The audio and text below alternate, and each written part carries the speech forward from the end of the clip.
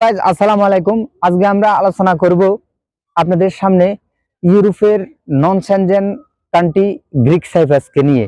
কিন্তু সুখবর হচ্ছে 2026 সালে গ্রিক সাইপ্রাস নন সেনজেন থেকে সেনজেনে প্রবেশ করতে যাচ্ছে এবং এরকম একটি ঘোষণায় খুব শীঘ্রই 2026 সালের মাঝামাঝি অথবা শেষ সময়ে আসতে পারে। এটার সম্ভাবনা প্রায় 100%।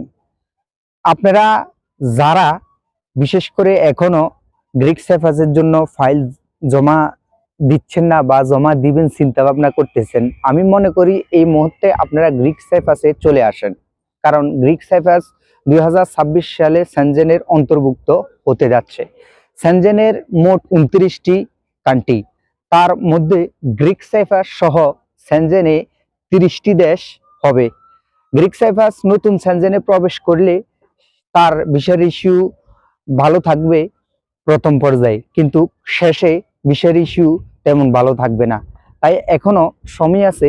যারা গ্রিক সাইপ্রাসে আসতে চান তারা দ্রুতই চলে আসেন গ্রিক সাইপ্রাসে, যেহেতু 2026 সালে গ্রিক সাইপ্রাস সেনজেনের অন্তর্ভুক্ত হতে যাচ্ছে।